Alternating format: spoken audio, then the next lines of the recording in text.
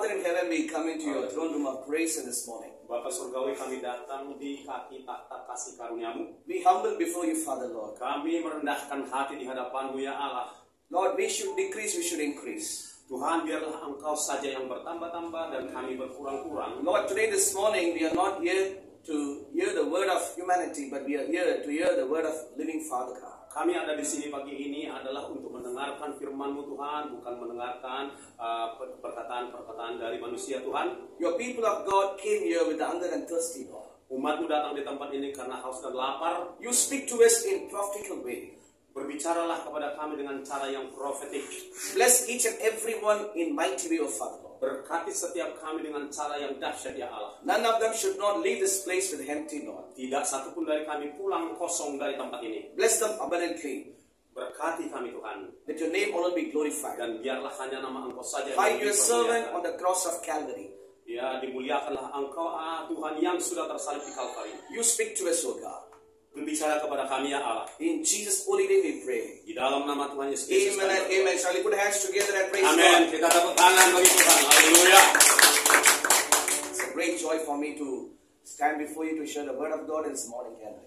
Ya, merupakan sukacita besar buat saya berada di antara saudara How pagi many ini. are happy today this morning? Berapa banyak dari saudara yang bersukacita pagi ini? Whenever we come into the house of God, there is a joy. Ya, adalah suatu kehormatan kita ada di rumah Tuhan dan itu ada sukacita. The joy of the Lord is our strength. Sebab sukacita Tuhan adalah kekuatan kita. Amin. Hallelujah. Haleluya. First of all, I would like to thank God for this opportunity. Ya, Thank God for this opportunity. Ya, saya bersyukur kepada Tuhan untuk kesempatan ini. And beloved God's people who cordially organize this meeting for the blessed place for the city made it. Dan saudaraku di Woman of God yang telah mengatur ini semua, biarlah nama Tuhan dipermuliakan, kita diberkati Tuhan. May the Lord bless this ministry and the people of the city abundantly in Jesus' name. Pelayanan ini dan secara berlimpah di dalam nama Tuhan Yesus. Today they told me it's a pastor's meeting.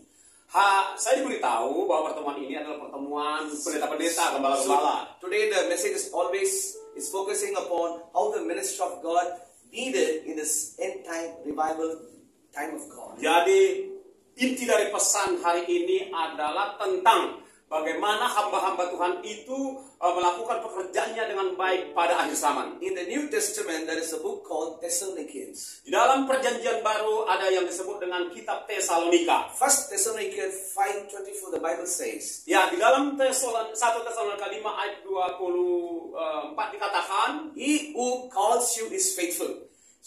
dia yang mengatakan kepadamu adalah setia. God has called each and everybody in different way. Tuhan telah memanggil kita dengan berbagai cara.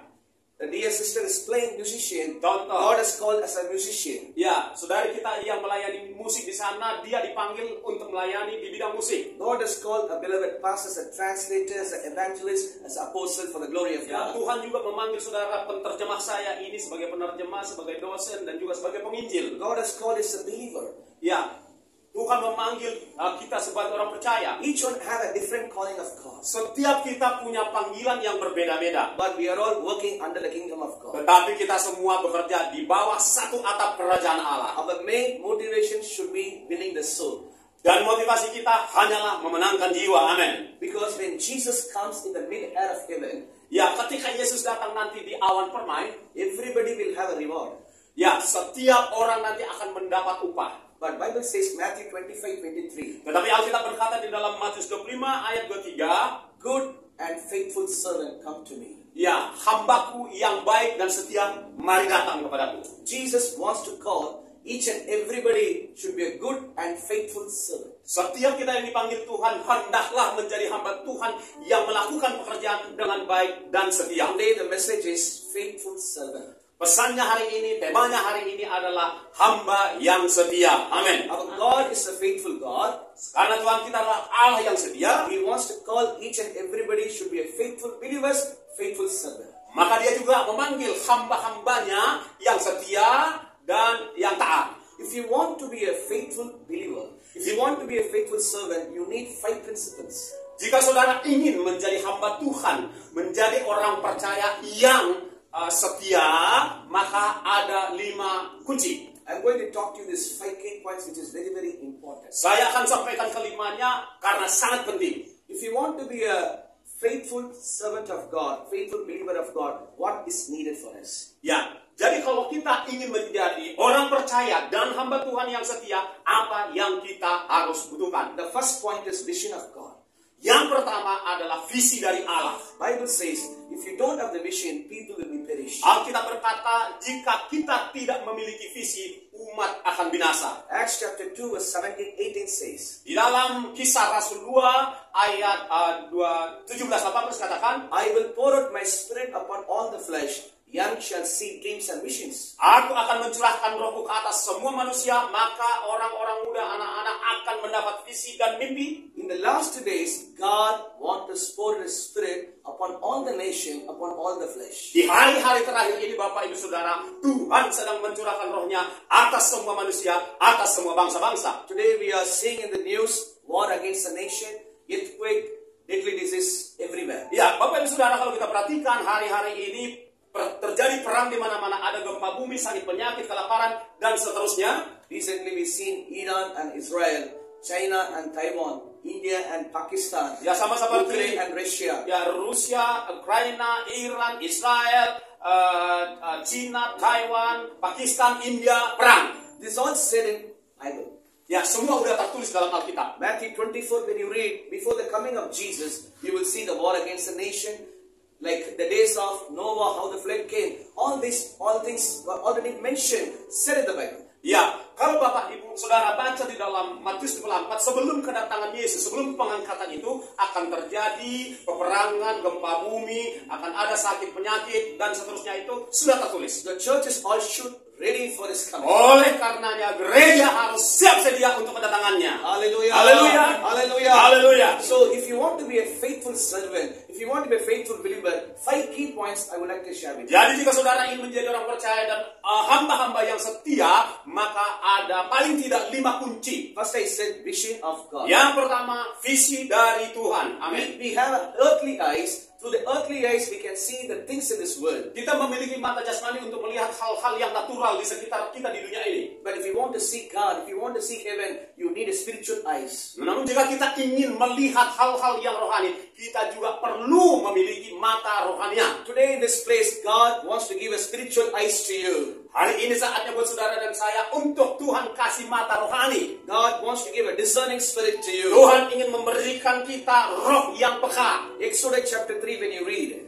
Di dalam Exodus chapter 3. Exodus Keluaran pasal 3, We see the man of prophet called Moses. kita mengenal seorang yang bernama Musa. Moses was a shepherd man of God. Dia adalah seorang gembala, But God has called him for the great task. tetapi Tuhan panggil dia untuk tugas yang besar. He is the savior of the Old Testament.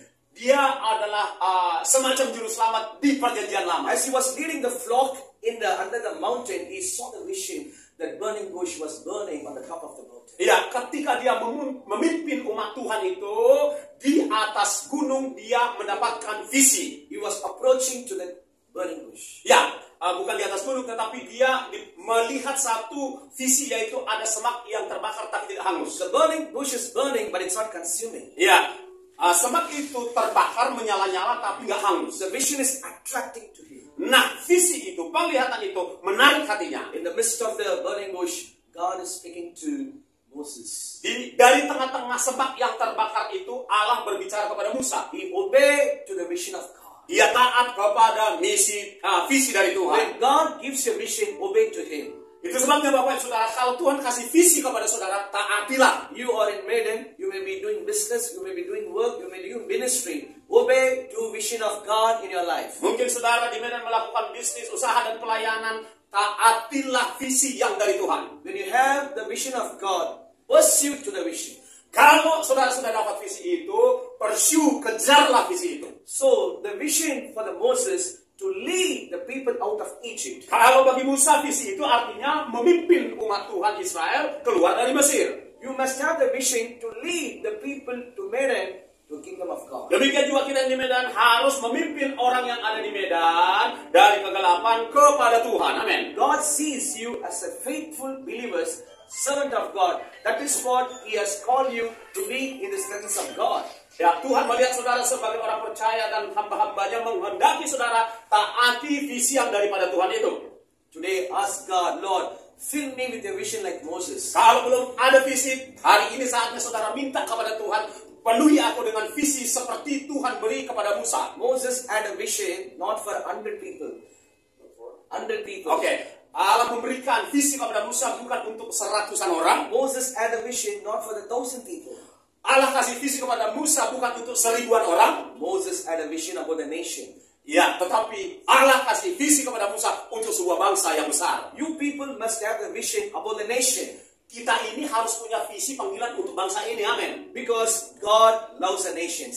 Sebab Allah mencintai bangsa-bangsa. Because the Haleluya. word of the Lord says, go and preach into all nations. Bukankah Allah berkata, pergi dan beritakan Injil kepada bangsa-bangsa? If you have a vision, you will go and preach. Kalau saudara punya visi, pasti saudara pergi dan menyampaikan Injil. When I was 17 years old, Waktu dia umur 17 tahun, I got a vision from the Lord. saya dapat visi dari Tuhan. God showed me the globe. Tuhan tunjukkan saya globe. And from the globe, the Lord told me that you will preach the gospel to all over the nation.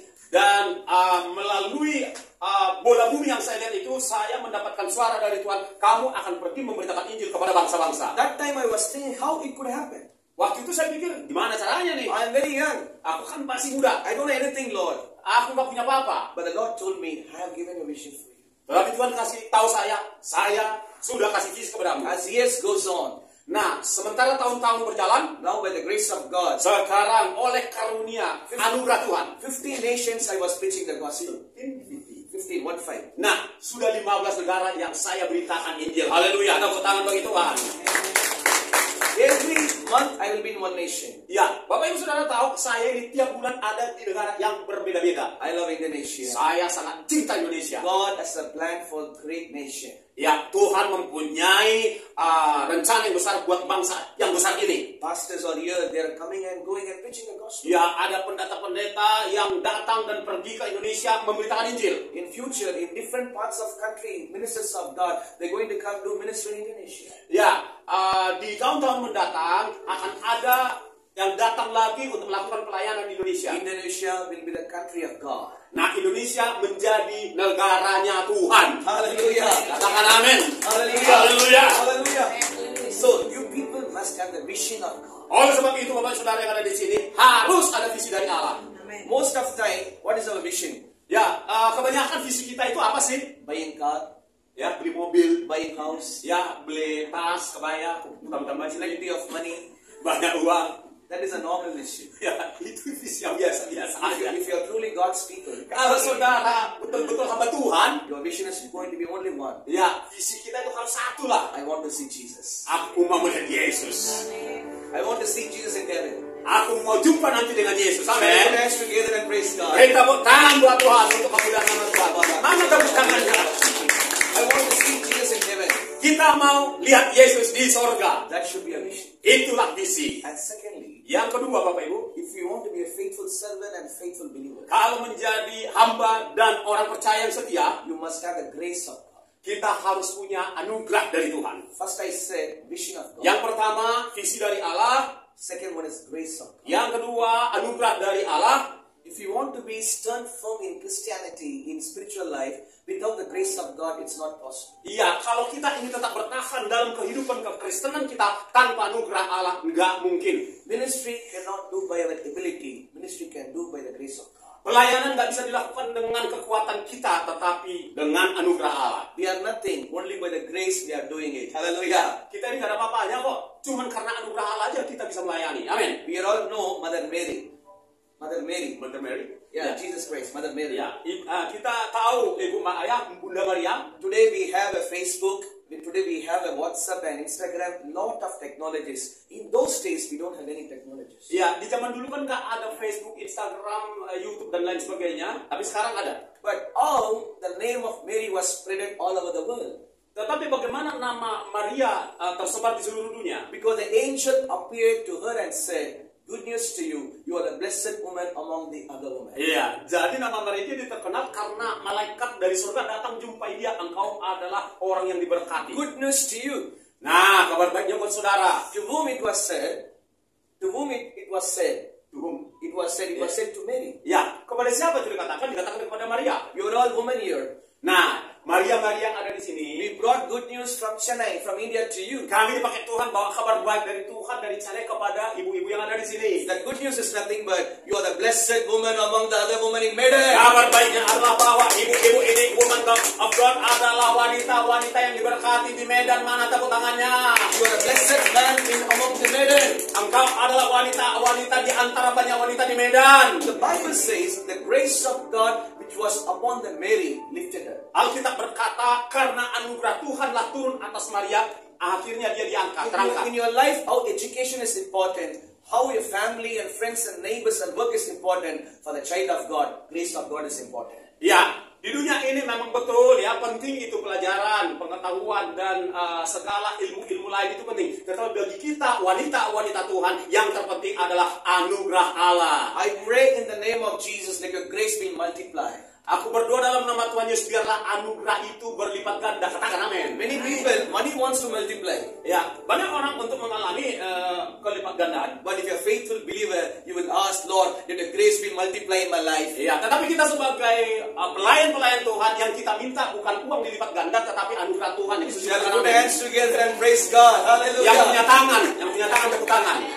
The grace of God is very, very important. Anugerah Allah itu sangat amat penting. We know Apostle Paul, Kita kenal Rasul Paulus, who wrote 13 epistles in the New Testament. menuliskan 13 kitab di dalam 27 kitab perjanjian baru. He is the one who written about the fruit of the Spirit and gifts of the spirits. He is the one who written the fruit of the Spirit and gifts of the Ya, Spirit. dialah yang menulis perihal buah roh dan karunia-karunia roh. He is the one who written about the five folds of ministry. Dia juga yang menuliskan 5 jawatan. Such a man of God who has fallen to sick. Ya, orang yang udah seperti itu aja memang pernah jatuh sakit. 2 Corinthians chapter 12 verse 8 to 10 when you read. Ya, 2 Korintus 12 dari ayat 8 hingga 10 kalau saudara baca. If we fall into sick, we will go for the tablets. Ya, kalau kita biasanya sakit cari tablet.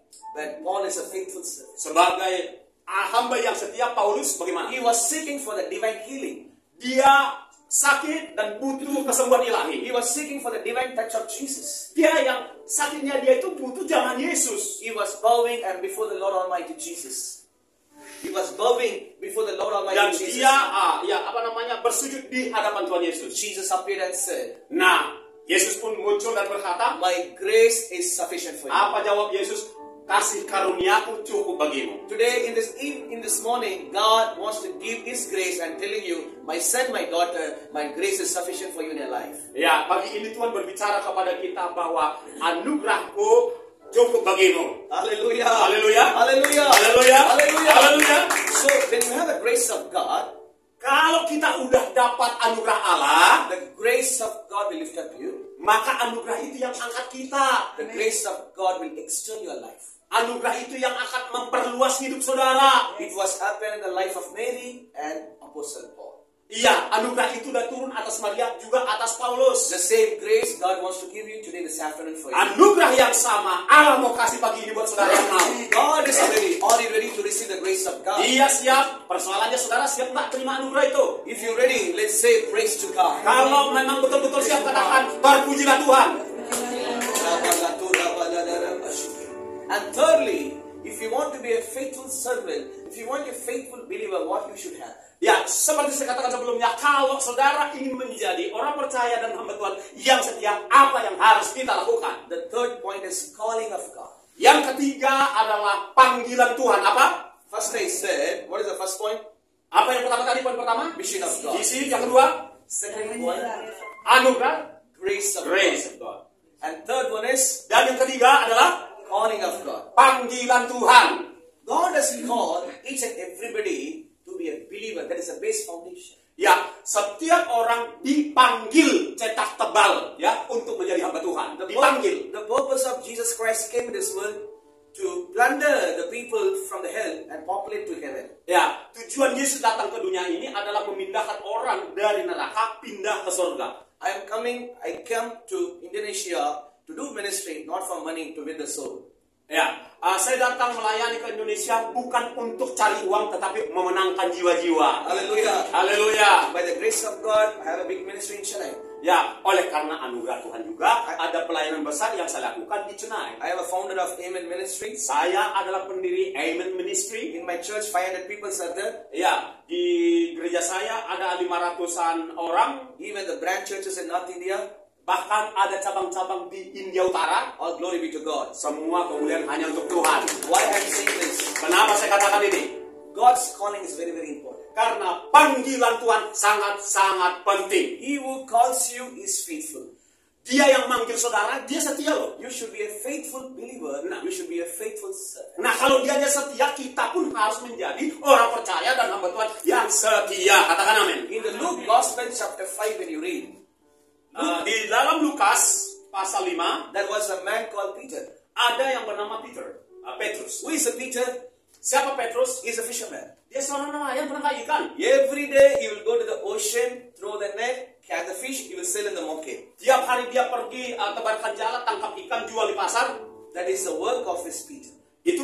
Itulah tadinya pekerjaannya Petrus. But one day he was toiling day and night to catch the fish. Nothing would happen. Ya, dan ada suatu malam dia semalam-malaman nangkap ikan nggak dapat satu pun. Sometimes we do things by our own thought, own plan. Ya, kerap kali kita juga melakukan sebuah pekerjaan dengan pikiran dan rencana kita pribadi. Nothing will work out. Nggak akan ada yang terjadi. You want to build a house, you want to do the business, you Kita want to mau do bangun this thing rumah, and mau that. bisnis, ini segala macam. Nothing will work out. Nggak ada yang terjadi. But if we wait upon the Lord, Tetapi kalau kita tunggu Tuhannya, you will see the miracles of engkau God. akan melihat mujizat Allah. Katakan amin.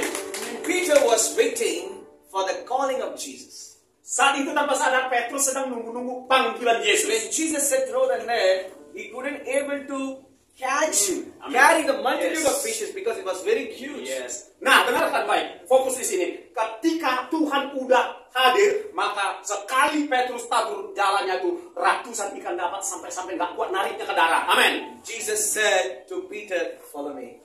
Nah, saat itulah ada panggilan. Yesus berkata kepada Petrus, ikutlah aku. Jesus said to Peter, follow me. Yesus berkata kepada Petrus, ikutlah aku. The ordinary fisherman followed Jesus. Orang biasa-biasa kayak Petrus itu mengikut Yesus. The third point is the calling of God.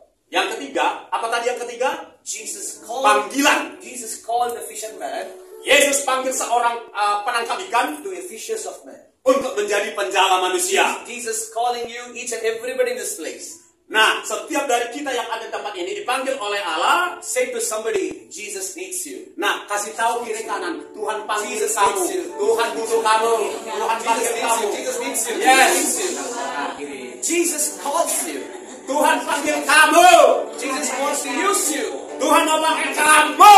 You are the people of God. Engkau adalah umat Tuhan yang hebat. In the New Testament, there is a First Peter and Second Peter. Di dalam perjanjian baru ada 1 Petrus, ada kitab 2 Petrus, betul? It is not written by educated man. Itu ditulis bukan seorang sarjana titel tinggi-tinggi. It is written by fishermen. Ditulis oleh seorang nelayan. God penangkap ikan. uses ordinary people to do extraordinary things. Dengar baik, Tuhan bisa pakai orang-orang biasa kayak kita.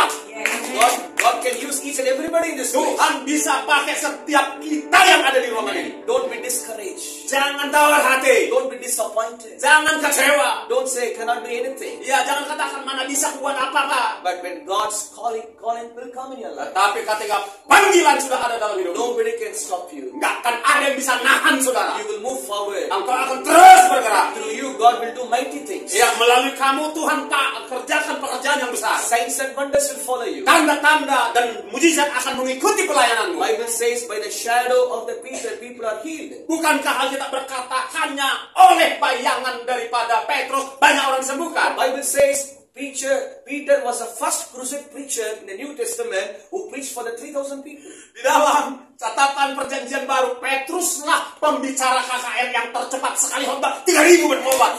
Katakan amin. The fisherman who don't know anything, who can't speak, God is using him. Nah, seorang nelayan di dalam perjanjian baru itu nggak pintar ngomong, tetapi Tuhan pakai, Tuhan memakai dia dengan dahsyat. Why not God can use you? Nah, kalau dia bisa dipakai, ya saudara, You are pasti bisa dipakai. a talented woman. Ya, engkau adalah wanita-wanita yang talented. You are a talented man. Ya, laki-laki yang talented. terpelantit, You are educated people. orang-orang terdidik. God has a plan for you. Tuhan punya rencana bagi kamu. Give your heart to Jesus. Serahkan hatimu kepada Yesus. When God's call comes to your life, obey to Him. Kalau panggilan Tuhan udah datang dalam hidupmu, taat. God will use you not only in Indonesia, all around the world. Tuhan pakai kamu bukan hanya di Medan Indonesia, tapi di seluruh dunia. Katakan amin. I'm ordinary servant of God. Ya bukan saya juga orang biasa kok. I am living in a small part of Chennai. Ya saya tinggal di bagian kecil Chennai. But I never thought that I'm going to meet you. Mana pernah aku pikir bisa jumpa dengan kalian di I sini. never thought I'm going to preach here. Mana pernah aku pikir bisa khotbah di Medan. But it is a calling of God. Tapi itu panggilan Tuhan, amin. Calling of God. Panggilan Tuhan. God called us to preach. Tuhan panggil kita menyampaikan Injil. All glory to God. Semua kemuliaan bagi Shall we put Tuhan. our hands and praise God?